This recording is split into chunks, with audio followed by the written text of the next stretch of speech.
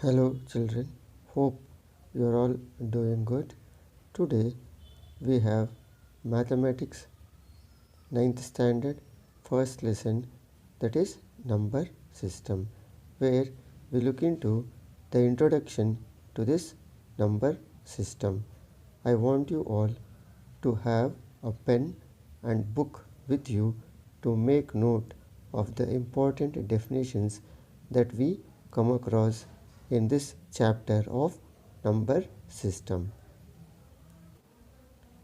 First, we'll try to understand the classification of this number system. It is classified into natural numbers, whole numbers, integers, rational numbers, irrational numbers. These two together are called as real numbers. First, we'll try to know about this natural numbers. Natural numbers are defined as the numbers which are used for counting. Natural numbers are represented by the symbol capital letter N. These natural numbers start from 1, 2, 3 and so on. This is the smallest set in the number system.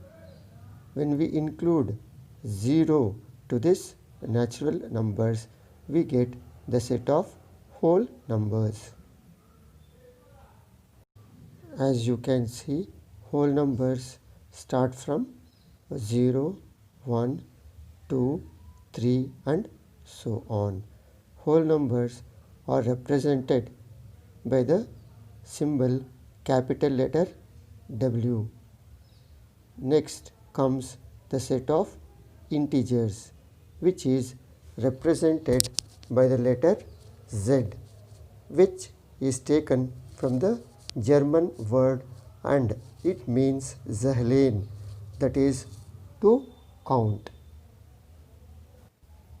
Integers are defined as the set of positive and negative natural numbers along with 0. You can see the representation for this integers are taken from negative numbers to 0 and then we have the positive numbers. The set of natural numbers, whole numbers and integers are used to represent only the whole numbers. If we need to represent any decimal number, we need to look at the rational numbers. To represent the decimal numbers such as 1.3 or 5.3147, we need a number system called as the rational numbers, which is represented by the capital letter Q. Rational numbers are defined as the numbers which are expressed in the form of P and Q, where P and Q belong to the set of integers and Q, the denominator, should not be equal to 0. That is the condition for representing a rational number.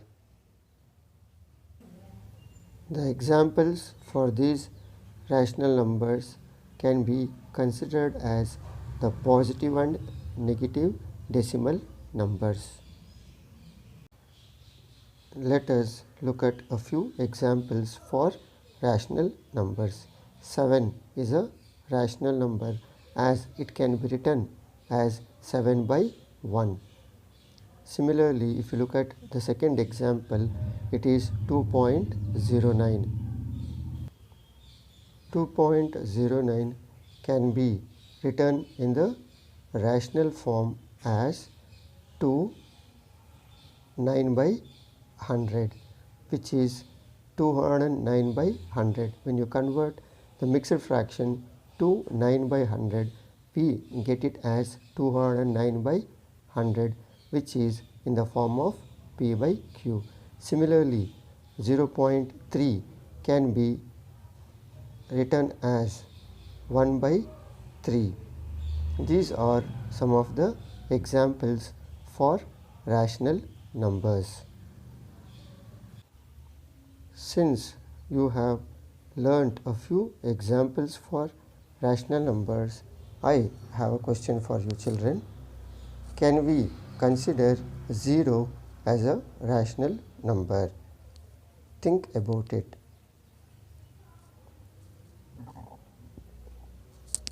You will get the answer for this question at the last part of this session. Next, we have to move on with irrational numbers. Non-terminating and non-recurring or non-repeating decimals are considered as the irrational numbers. We need to understand what is a non-terminating and non-repeating. Non-terminating is nothing but when you divide any two numbers, if the division does not end, it is considered as non-terminating. Now we need to understand what is non-repeating. When you divide any two numbers, if the quotient is not repeated the same digit, then it is said to be an non-repeating decimal number. If these two conditions are satisfied, then the number is said to be an irrational number. Look at the first example here, which is pi. The value of pi is given as 3.141592 and so on. If you concentrate on the decimal part here,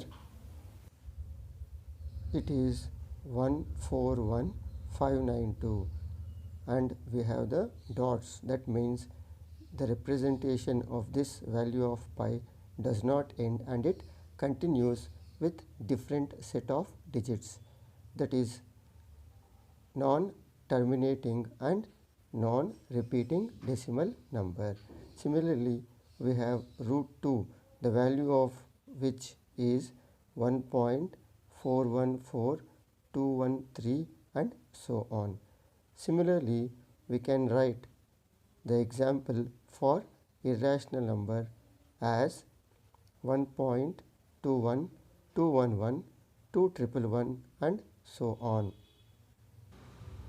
Here again, if you look at the decimal part of the number, it is non-terminating. That means it does not end and it is non-repeating. That is the condition for irrational numbers. The union of rational and irrational numbers together are called as real numbers. Real numbers is considered as the biggest set in the number system. Remember, the smallest one in the number system is natural numbers and the biggest one in the set of number system is real numbers. Remember these two number systems. Now let us try to recollect the different number systems that we have learnt in today's class, starting from natural numbers, whole numbers, integers, rational and irrational numbers. Hope you have understood all these number systems. Now, based on this introduction to number system, we have a few examples to understand. First question here that you have is 0 a rational number? Remember, I had asked the same question in the previous part of this session. 0 is considered as a rational number. Why it is a rational number? If you look at this 0, it can be written as 0 by 1 or 0 by -1, 0 by 2, etc., or any other form, which means it is in the form of p by q, where p and q are integers q. The denominator should not be equal to 0. Therefore, 0 is considered as a rational number. Remember this. You have to make note of these exercise problems neatly in a notebook, and you have to read again and practice it. Next, we shall move on to the other example on this number system. The question here is, find 5 rational numbers between 3 and 4. Since we need to find 5 rational numbers, we need to multiply and divide it by 6. There we get it as, to find 6 rational numbers between 3 and 4, we need to multiply and divide 3 and 4 by 7, because 6 rational numbers is what we require. 6 plus 1 gives us 7. When you multiply and divide 3 by 7, we get the product as 21 by 7. Similarly, when you multiply and divide 4 by 7, we get the product as 28 by 7. 21 by 7 and 28 by 7. Between these two, we have 22 by 7, 23 by 7, 24 by 7, 25 by 7, 26 by 7 and 27 by 7, which are the 6 rational numbers to be required. Like this, we can find any number of rational numbers between the given two integers. I hope you are able to follow this example. You can try this problem in a different way, that is, find 5 rational numbers between 3 and 4, or find 8 rational numbers between 3 and 4. When you try these problems, you will come to know how to find the rational numbers between the given two integers. Next, we shall move on to the next example problem from your exercise, that is, find 5 rational numbers between 3 by 5 and 4 by 5. Since we need 5 rational numbers, we need to add 5 plus 1, that is 6, to be multiplied and divided by 3 by 5 and 4 by 5. When you multiply 3 by 5 with 6 by 6, we get the product as 18 by 30. When we multiply 4 by 5 with 6 by 6, we get the product as 24 by 30. Between these two, we have 5 rational numbers, which you can see here, that is 19 by 30, 20 by 30, 21 by 30, 22 by 30 and 23 by 30. Like this, we have 5 rational numbers between 3 by 5 and 4 by 5. You can try this for 8 rational numbers or even 10 rational numbers also.